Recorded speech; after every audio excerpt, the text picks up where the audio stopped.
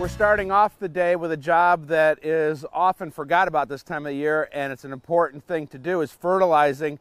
We have the perfect time to do it. We've got rain on the way the next couple days, and we're using my favorite fertilizer for acid-loving plants, which is called Hollytone. It's organic. It's been around since the late 30s. And we've got a bunch of different shrubs here, rhododendrons and Japanese pieris. We've got a dogwood. We've got some other plants that are woodland plants that need some help. Some are blooming right now. Some haven't bloomed yet, and others are done blooming. And we're always, of course, following the application rate on the bag, because if you put too much on these plants, they can't use it. And so it just goes into our rivers. So we know exactly how much for each shrub to put on. There's nothing to it. We're just sprinkling at the base. When it rains, all those nutrients will be taken down to the root zone, soaked in.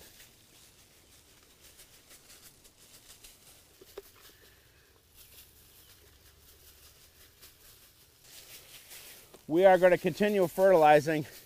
Meet me over by the containers.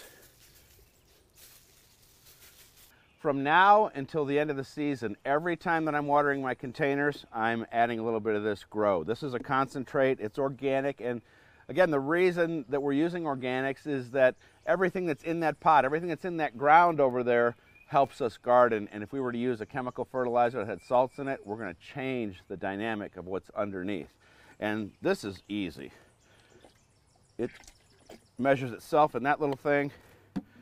We add some water. And now we'll give our containers a drink.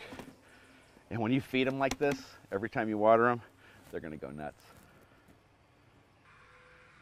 It's got a little bit of a smell to it. Out here, you really can't get a whiff of it, but check out, remember we put this hosta in this container? It's looking good.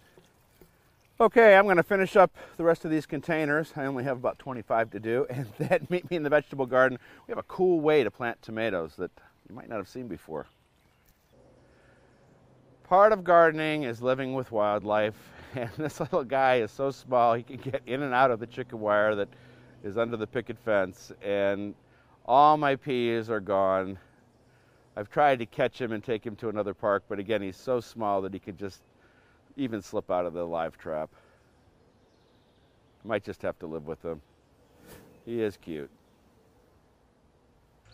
Well, when visiting Chapin's greenhouse in March, I just couldn't resist buying a few early grow plants, and that was too early, but they survived in my unheated greenhouse. Now you got this long gangly plant, and what we're going to do is we're going to do a technique called horizontal planting. I'm going to take all these leaves off the bottom and lay it horizontally, only an inch below the soil, and then this part here is going to grow up and be our tomato, and that's all going to become roots. And since they are up high, they're close to water and nutrients. It's a cool way to plant. Probably the only way I could get away with this leggy thing.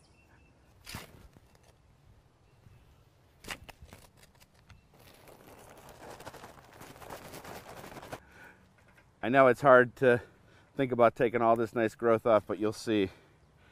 These will all turn into roots and really support this plant. Okay, early girl. If you're doing staking, be sure you know where the bottom of the plant is. I had a friend who drove a stake right through their horizontal planting. Oh, look at those roots, huh? There we go. That's it right there. See, it's only an inch away from the top where it gets nice warm temperatures and can get water and fertilizer. And we'll just put it in here and it'll do its thing. It'll stand up on its own in just a day. All right, I'm going to put some water on this and we'll keep working. Look at this mysterious foliage plant. Beautiful purple stems, and then these big leaves that look like hostas. Do you recognize this mysterious plant? They're not elephant ears. Be sure to check out everybodygardens.com. Lots of fun gardening stuff there. That's where you can find out all about my upcoming plant swap and giveaway. I'm giving away 2 cool heirloom tomato plants to anybody who comes. Lots to do in the garden. We'll see you next week.